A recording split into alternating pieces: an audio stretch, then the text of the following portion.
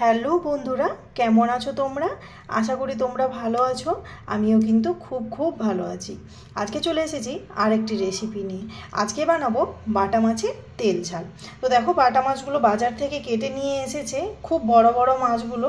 তো এত বড় বড় মাছ তো একটা একটা করে বানাবো না, হাফ হাফ কেটে দেবো আমি। তো তার আগেই আমি কিন্তু ধুয়ে নিয়েছি। আর এর মধ্যে এই যে একটা সামুদ্রিক মাছও দিয়ে দিয়েছে। এই মাছটার নাম কি তোমরা জানো? আমি তো জানি না, কমেন্ট করে বলো এই মাছটাকে কি বলে। এই যে মাছটা, এখানে তো শায়দ বাংলায় এরকম কিছু বলে, কিন্তু জানি না আমাদের কি বলে এই মাছটার নাম, আমি ঠিক জানি না। যাই হোক, এটা আর বানাবো না, বানাবো বাস বাটা মাছের তেল ঝাল। তো বাটা মাছগুলোকে কিন্তু ধুয়েই নিয়েছি, এবার নুন আর হলদি মাখিয়ে দেবো। বাটা মাছগুলোকে আমি কেটে দিয়েছি, যেগুলো বড় ছিল আমি সেগুলোকে কেটে দিয়েছি। আর কেটে আমি এই যে নুন আর হলদিটা মাখিয়ে নিয়েছি।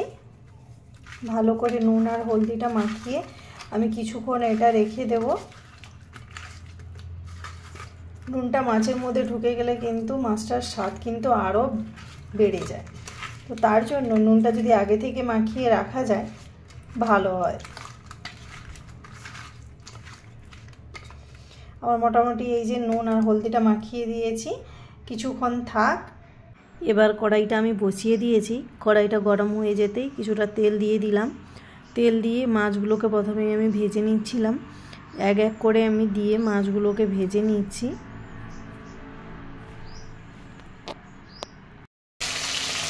কড়াইটা কিন্তু গরম হয়ে গিয়েছিল, আর আগে থেকে মাছগুলোতে নুন হলদি মাখিয়ে রেখে দিয়েছিলাম। তারপরে এবার ভেজে নিচ্ছি মাছগুলোকে। মাছগুলোকে এবার উল্টে দিচ্ছি, এক সাইড হয়ে গেছে ভাজা।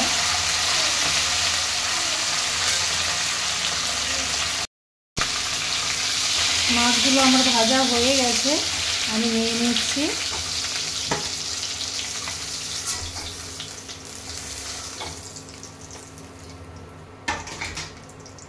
আরও কিছু যে মাছগুলো আছে ওগুলোকেও আমি ভেজে নেব একই তেলে।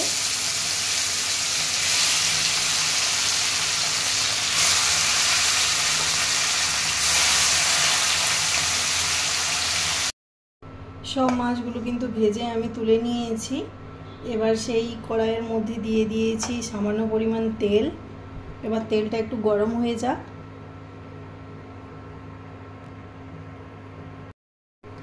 তেলটা কিন্তু গরম হয়ে গেছে। এবার এর মধ্যে দিয়ে দেবো কালো জিরে আর একটা কাঁচা লঙ্কা।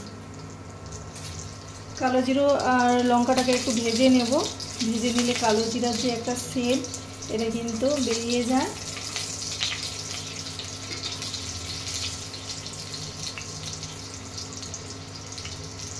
কালো জিরা আর লঙ্কাটা ভাজা হয়ে গেছে, এবার দিয়ে দেবো পেঁয়াজ বাটা।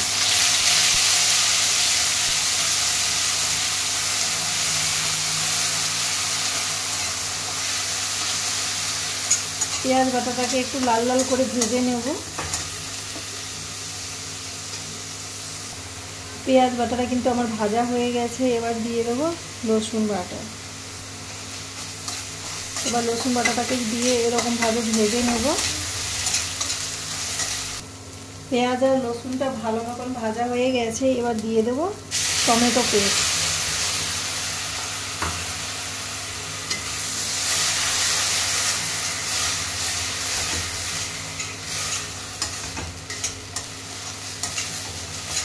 মশলাটা কিন্তু আমার ভালো করে মারা হয়ে গেছে। এবার এর মধ্যে দিয়ে দেবো কয়েকটা কারি পাতা। কারি পাতাটা দিলে সেন্টটাও কিন্তু খুব সুন্দর একটা বেরিয়ে যায়।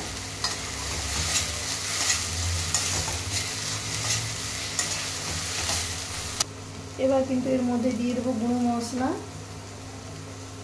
লাল লঙ্কার গুঁড়ি, ধনে গুঁড়ো, দিয়ে দিলাম হলদি গুঁড়ো,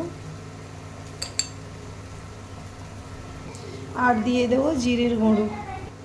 এবার একটু জল দিয়ে দেবো। জল দিয়ে মশলাটা একটু কষিয়ে নেব।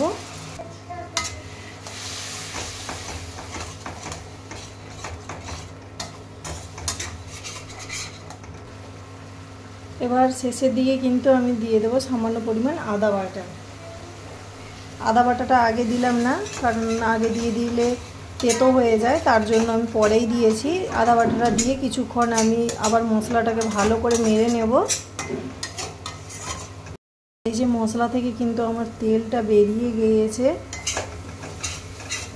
আর একটুক্ষণ আমি কষিয়ে নেব মশলাটা।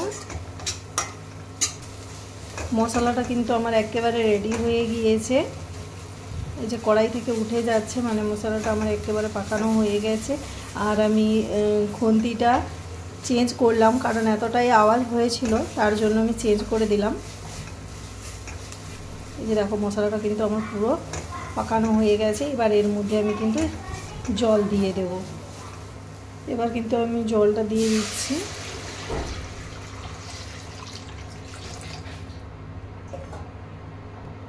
এবার কিন্তু এর মধ্যে প্রয়োজন মতো নুনটা অ্যাড করে দেব। ঝোলটা কিন্তু আমার ফুটে উঠেছে। এবার কিন্তু আমি মাছগুলো দিয়ে দেব।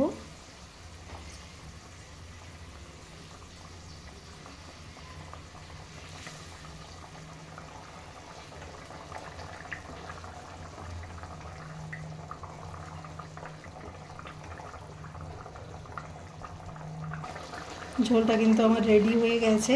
এবার আমি এর মধ্যে দিয়ে দেবো ধনেপাতা।